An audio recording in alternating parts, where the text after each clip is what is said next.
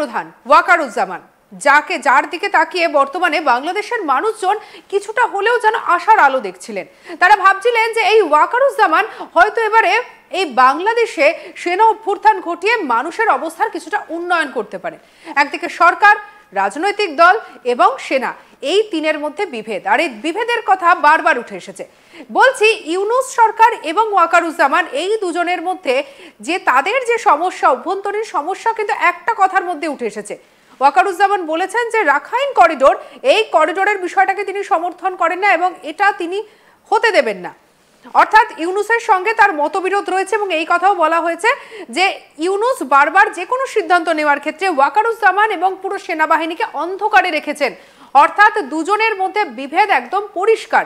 তাহলে এই জায়গা থেকে প্রশ্ন উঠে আসছে, যখন সেনা অভ্যুত্থান শুরুই হলো তাহলে ওয়াকার কেন তার নিজের ক্ষমতা দেখাতে পারলেন না?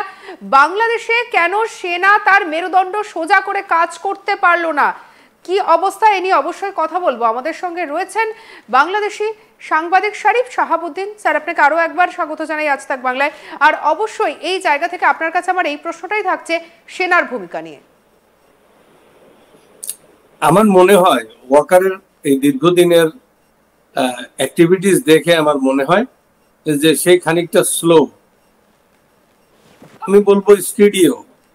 তো স্লো অ্যান্ড স্টেডি শব্দটা কিন্তু খারাপ না, পজিটিভ।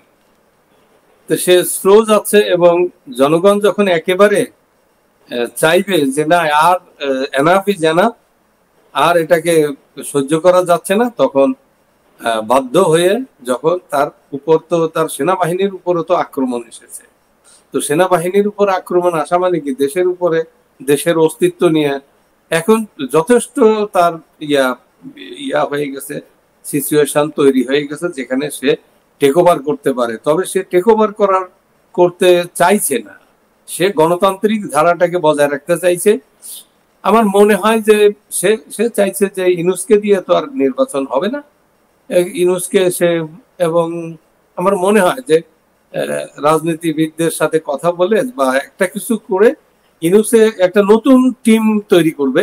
সেই নতুন টিম এসে তিনি 30 দিনের ভিতরে একটা নির্বাচন দিয়ে দিবে, এটা হতে পারে। অথবা যদি একেবারে ওরা জঙ্গি জিহাদিরা, যদি ইউনূসের সাথে তো জঙ্গি জিহাদিরা আছে, তারা যদি অস্ত্র অলরেডি তারা বিভিন্ন জায়গা থেকে মোবিলাইজ হচ্ছে বলে খবর পাওয়া গেছে, তারা যদি ভায়োলেন্ট পথ বেছে নেয় তাহলে তাকে টেক ওভার করতেই হবে, আর পথ থাকবে না সামনে। আর যারা, এবং সেই জঙ্গি জিহাদিদের নির্মূল করার জন্য তো সারা পৃথিবীর দায়িত্ব হয়ে দাঁড়াবে তখন। কাজেই আমরা আরো, আমার মনে হয় যে এই বেহায়ার কারণে আরো কিছুটা সময় লাগবে, তবে এই সময় বেশি দিন সে পাবে না। একটা কথা ওয়াকারুজ্জামান বলেছেন, তিনি বলেছিলেন যে ইউনূস যেন কোনোভাবে সামরিক কোনো বিষয়ে নাক না গলায় এবং দ্রুত যাতে নির্বাচন করা হয়, তার কথা ওয়াকারুজ্জামান বলেছিলেন। এই যে তিনি বলে দিলেন যে সামরিক ক্ষেত্রে বা সেনাবাহিনীর কোনো কার্যকলাপে যেন ইউনূস সরকার নাক না গলায়, এটাই কি এই দুজনের মধ্যে দ্বন্দ্বের এবং এই সেনার সঙ্গে এই অন্তর্বর্তী সরকারের দ্বন্দ্বের প্রধান কারণ হয়ে দাঁড়ালো? এখন কিন্তু আর সেনাবাহিনীর প্রধান এবং ইউনূস এই দ্বন্দ্ব আর এখানে নাই, দ্বন্দ্বটা চলে গেছে রাষ্ট্র, ইউনূস ভার্সেস রাষ্ট্রের বিরুদ্ধে চলে গেছে। ইউনূস ভার্সেস রাষ্ট্র, ইউনূস রাষ্ট্র বিরোধী কাজ করছে, ইউনূস দেশ বিরোধী কাজ করছে, ইউনূস স্বাধীনতা বিরোধী কাজ করছে, ইউনূসের লোকেরা ক্যান্টনমেন্ট উড়িয়ে দিতে চাইছে, ইউনূসের লোকেরা পাকিস্তানের সাথে যোগাযোগ করছে, পাকিস্তানের আইএসআই এসে তাদেরকে ট্রেনিং দিচ্ছে। এখন আর কোনো কিছু বাকি নাই, এখন অ্যাক্ট করার বা রিয়াক্ট করার জন্য আর কোনো কিছু বাকি নাই। এখন দেশ রক্ষার জন্য সেনাবাহিনী তার দায়িত্ব পালন করবে, তাকে এগিয়ে আসতেই হবে। সেনার মধ্যে আভ্যন্তরীণ অবস্থাটা কি, সেখানেও কি বিভেদ সৃষ্টি হয়েছে? বিভেদের কারণেই কি সেনাবাহিনী তার যথোপযুক্তভাবে কাজটা করতে পারছে না বাংলাদেশে? বিভেদটা হয়তো ছিল, কিন্তু গত 21 তারিখের যে অফিসার্স অ্যাড্রেস সেনাপ্রধান করছে, সে অ্যাড্রেসের যে ইয়াগুলো আমরা দেখছি, একেবারে সেনাবাহিনীর পূর্ণ সমর্থন নিয়ে সে ওই কথাগুলো বলে দিয়েছে। তার ওই যে বক্তব্য যে কোনো করিডোর দেওয়া হবে না, পোর্ট দেওয়া হবে না, নির্বাচন দিতে হবে, ওই মব ট্রায়াল চলবে না, কোনো সহিংসতা চলবে না, এবং তার কথার পরের থেকেই কিন্তু আর্মি ডিপ্লয়মেন্ট শুরু হয়ে গেছে। সারা বাংলাদেশের স্ট্র্যাটেজিক পয়েন্ট গুলোতে আর্মি ডিপ্লয়মেন্ট শেষ, আরো রেডি আছে। তো সেগুলো হচ্ছে, এটা দেখে মনে হয় না যে ওয়াকারুজ্জামান পিছিয়ে গেছে বা থেমে গেছে, এটা কিন্তু তার অ্যাক্টিভিটিসে মনে হচ্ছে না। সে তার পজিশন নিয়ে নিছে।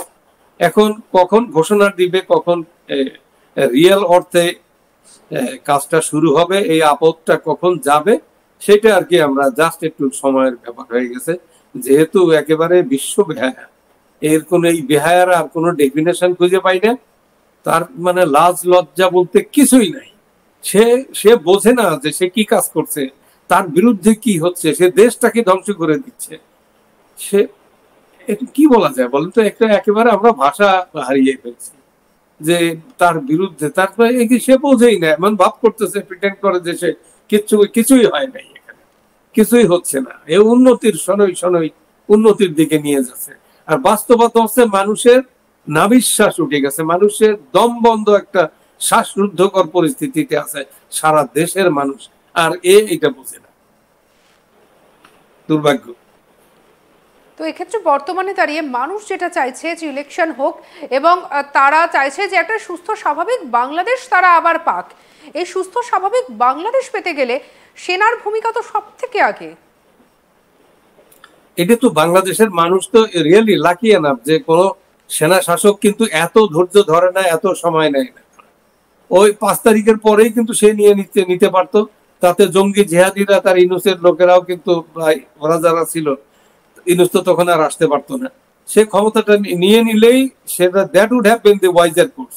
দেশটা সেভ হয়ে যেত, দেশে এত লোক মারা যেত না, এত লোকের চাকরি যেত না, এত নারীরা এত অসুবিধার পড়তো না, ইকোনমি এভাবে ধ্বংস হয়ে যেত না। টোটাল ইকোনমিতে একেবারে কলাপস করে যাচ্ছে। বাজারের যে অবস্থা, আমার হাজার হাজার শিল্প কলকারখানা বন্ধ, শ্রমিক বেকার, শ্রমিকের বেতন নাই, কি অবস্থার ভিতরে চলছে। তারপরে সে নির্বিকার। এই লোকটা মানে এটারে বিশ্ব বেহায়া, কি যে ভাষা, এটা এর যে কি ধরনের লোক, এর কি ধাতু দিয়ে আল্লাহ তৈরি করছে, আই ডোন্ট আন্ডারস্ট্যান্ড। তো এক্ষেত্রে বর্তমানে দাঁড়িয়ে তাহলে কি করণীয়? বাংলাদেশকে বাঁচাতে গেলে ঠিক কি করতে হবে?